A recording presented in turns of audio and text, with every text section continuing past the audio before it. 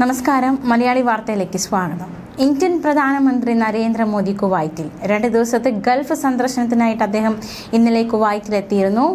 അദ്ദേഹത്തിന് വലിയ രീതിയിലുള്ള ഊഷ്മളമായ സ്വീകരണമാണ് കുവൈറ്റ് ഒരുക്കിയിരുന്നത്. ബയാൻ പാലസിൽ ഉജ്ജ്വല സ്വീകരണവും ഗാർഡ് ഓഫ് ഓണർ നൽകി കുവൈറ്റ് ഭരണാധികാരികൾ അദ്ദേഹത്തെ വരവേറ്റു. 43 വർഷത്തിന് ശേഷം ആദ്യമായാണ് ഒരു ഇന്ത്യൻ പ്രധാനമന്ത്രി കുവൈറ്റിൽ എത്തുന്നത് എന്നതും ഏറ്റവും ശ്രദ്ധേയമായിരുന്നു. അതുകൊണ്ട് തന്നെ വലിയ രീതിയിലുള്ള ഒരു ആഘോഷപൂർവ്വമായിട്ടുള്ള ഒരു സ്വീകരണമായിരുന്നു കുവൈറ്റ് ഭരണാധികാരികൾ മോദിക്ക് ഒരുക്കിയത്. കനത്ത സുരക്ഷയിൽ തന്നെയായിരുന്നു പ്രധാനമന്ത്രി കുവൈറ്റിലെത്തിയത്. കുവൈറ്റ് അമീർ ഷെയ്ഖ് മെഷാൽ അൽ അഹമ്മദ് അൽ ജാബർ അൽ സബാഹിന്റെ ക്ഷണപ്രകാരമായിരുന്നു അദ്ദേഹം കുവൈറ്റിലെത്തിയത്. പ്രധാനമന്ത്രിക്ക് ഗാർഡ് ഓഫ് ഓണർ നൽകിയത് ബയാൻ പാലസിൽ നടന്ന ചടങ്ങിലാണ്. മാത്രമല്ല, ഇന്ത്യൻ പ്രവാസികൾ വലിയ രീതിയിലുള്ള സ്വീകരണം പ്രധാനമന്ത്രിക്ക് ഒരുക്കിയിരുന്നു. ഇന്ത്യൻ പ്രവാസികളുമായി അദ്ദേഹം കൂടിക്കാഴ്ച നടത്തി, സംവദിച്ചു. അതുപോലെ തന്നെ ഇന്ത്യൻ കലാകാരന്മാർ, നമ്മുടെ ഇന്ത്യയുടേതായിട്ടുള്ള ചില കലാരൂപങ്ങൾ പ്രധാനമന്ത്രിക്ക് മുന്നിൽ അവതരിപ്പിക്കുകയുണ്ടായി. അത് പ്രധാനമന്ത്രി വീക്ഷിച്ചു. അതിനുശേഷം ഹലാ മോദി എന്ന പരിപാടി സംഘടിപ്പിച്ചിരുന്നു. അതിൽ നിരവധി പേരാണ് പങ്കെടുത്തത്. ഗൾഫ് സ്പീക്ക് ലേബർ ക്യാമ്പ് അദ്ദേഹം സന്ദർശിച്ചു. അവിടെയുള്ള ഇന്ത്യൻ തൊഴിലാളികളുമായി അദ്ദേഹം സംവദിക്കുകയും ചെയ്തു. രാജ്യത്തിന്റെ വികസനത്തിന് അവർ നൽകിയ സംഭാവനകളെക്കുറിച്ച് പ്രധാനമന്ത്രി എടുത്തു പറഞ്ഞു.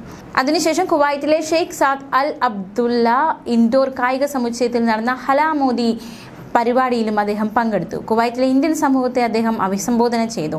കുവൈറ്റിലെ ഇന്ത്യൻ സമൂഹത്തിനെ പ്രതിനിധാനം ചെയ്ത് ഇന്ത്യൻ പൗരന്മാർ പരിപാടിയിൽ പങ്കെടുത്തു. വലിയ ഊഷ്മളമായ വരവേൽപ്പ് തന്നെയാണ്, ആവേശകരമായ വരവേൽപ്പ് തന്നെയാണ് കുവൈറ്റിൽ ഇന്ത്യൻ പ്രധാനമന്ത്രിക്ക് കിട്ടിയത്. ഇരു രാജ്യങ്ങളും തമ്മിലുള്ള ബന്ധം ഊട്ടി ഉറപ്പിക്കുന്നതിൽ നിർണായക പങ്ക് വഹിക്കുന്ന ഇന്ത്യൻ സമൂഹം ഇന്ത്യ കുവൈറ്റ് ബന്ധം ആഴത്തിൽ സമ്പന്നമാക്കിയിട്ടുണ്ടെന്ന് പ്രധാനമന്ത്രി എടുത്തു പറഞ്ഞു.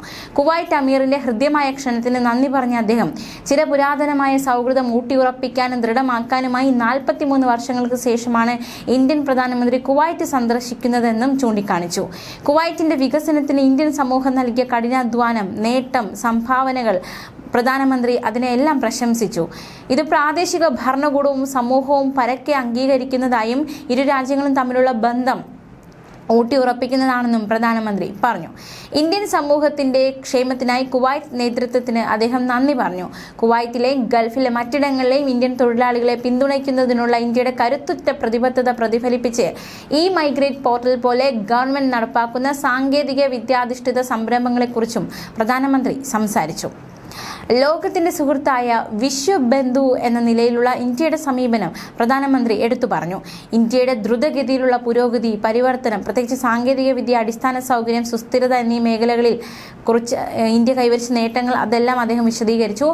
ആഗോളതലത്തിൽ 5ാമത്തെ വലിയ സമ്പദ് വ്യവസ്ഥ എന്നതിനു പുറമെ ഫിൻടെക്കിലെ ആഗോള നേതൃസ്ഥാനവും ആഗോള സ്റ്റാർട്ടപ്പ് മേഖലയിലെ 3ാമത്തെ വലിയ രാജ്യം എന്ന നിലയും ഇന്ത്യക്കാണെന്നും ഡിജിറ്റലായി ഏറ്റവും അധികം സമ്പർക്കം പുലർത്തുന്ന സമൂഹങ്ങളിൽ ഒന്നാണ് ഇന്ത്യയെന്നും അദ്ദേഹം പറയുകയുണ്ടായി. സാമ്പത്തിക ഉൾപ്പെടുത്തൽ, സ്ത്രീകളുടെ നേതൃത്വത്തിലുള്ള വികസനം, എല്ലാവരെയും ഉൾക്കൊള്ളുന്ന വളർച്ച തുടങ്ങിയ നേട്ടങ്ങൾ അദ്ദേഹം എടുത്തു പറഞ്ഞു. വികസിത ഭാരതം, നവ കുവൈറ്റ് എന്നിങ്ങനെ ഇരു രാജ്യങ്ങളുടെയും പൊതുവായ അഭിലാഷങ്ങളെ സൂചിപ്പിച്ചു പ്രധാനമന്ത്രി. ഇരു രാജ്യങ്ങൾക്കും ഒരുമിച്ച് പ്രവർത്തിക്കാൻ ധാരാളം അവസരങ്ങൾ ഉണ്ട് എന്ന കാര്യവും അദ്ദേഹം എടുത്തു പറഞ്ഞു. ഇന്ത്യയുടെ നൈപുണ്യ ശേഷിയും നൂതന ആശയങ്ങളും ഇരു രാജ്യങ്ങളും തമ്മിലുള്ള പുതിയ പങ്കാളിത്തം വളർത്തിയെടുക്കുമെന്നും പ്രധാനമന്ത്രി പറഞ്ഞു. ന്യൂസ് ഡെസ്ക്, മലയാളി വാർത്ത.